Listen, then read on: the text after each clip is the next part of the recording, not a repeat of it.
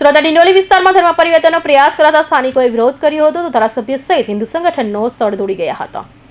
સુરતમાં ફરી ધર્મ પરિવર્તનની ઘટના બનતા ચકચાર મચી ગઈ છે। સુરતના ડિંડોલી વિસ્તારમાં કેટલાક લોકોનું ધર્મ પરિવર્તન કરાઈ રહ્યા હોવાની માહિતી મળતા હિન્દુ સંગઠનો સાથે ધારાસભ્ય પણ સ્થળે દોડી ગયા હતા। કેટલાક લોકો દ્વારા ખ્રિસ્તી ધર્મમાં લોકોને કન્વર્ટ કરવામાં આવતા હોવાની વાત સામે આવી છે। ત્યારે હાલ તો ધર્મ પરિવર્તનની જાણ થતાં જ પોલીસ કાફલો પણ સ્થળે દોડી ગયો હતો અને તપાસ હાથ ધરી હતી। મારું નામ દિલીપ દુબે છે। દિલીપભાઈ, આજે તમે પોલીસ સ્ટેશન આવ્યા છે, શું હતી આખી ઘટના? એમાં એવું હતું મોટાભાઈ કે ક્રિશ્ચન ધર્મવાળા લોકો જે છે આ ધર્મ પરિવર્તન 3 મહિના જેવી સમય થાય છે। આવા મહિનામાં 2 થી 3 મહિનાથી આ લોકોનું કાર્યક્રમ અહીંયા ચાલુ છે રાજમહલ મોલમાં ડિંડોલીમાં। આપણા જેટલા મિત્રો છે, જેટલા ભાઈઓ છે, એક 2-4 વખત અમારા મિત્ર સંગઠનમાં વાત થઈ કે આવું અહીંયા થાય છે।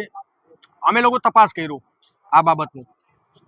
આજની તારીખમાં આજ અમને 7:30 થી 8 વાગે સંપૂર્ણ માહિતી મળી ને 2-4 મિત્રો એવા હતા જે અંદર જઈને આવ્યા ને આ લોકો 2-3 જણા ને પછી એમાં 2-3 લેડીઝો છે આ મારામારી કર્યો, માર માર્યો મારા લોકોને। પછી હું અંદર જઈને જ્યારે અમે બધા અંદર જતા હતા ત્યારે આ લોકો બંધ કરી રાખ્યા હતા એમનું ફાટક। જેમ તેમ કરીને અમે ખોલ્યું અને પ્રશાસનને જાણ કર્યું। આ લોકોને ત્યારે હું પોલીસ સ્ટેશન ડિંડોલીમાં લઈને આવ્યા છું। પ્રશાસન જોડે મારી માંગણી છે સાહેબ કે અમે બીજા ધર્મોવાળા અમારા હિન્દુ ધર્મો ઉપર આવી આક્ષેપ કરે અને ધર્મ પરિવર્તન કરાવે આવી કેમ થાય છે?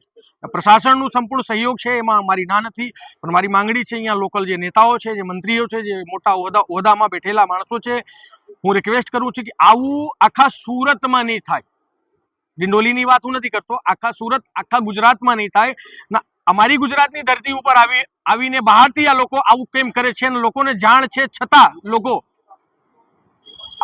દિલીપભાઈ, આખી જે ઘટના છે ટાર્ગેટ કરે છે, કેવા લોકોને ટાર્ગેટ?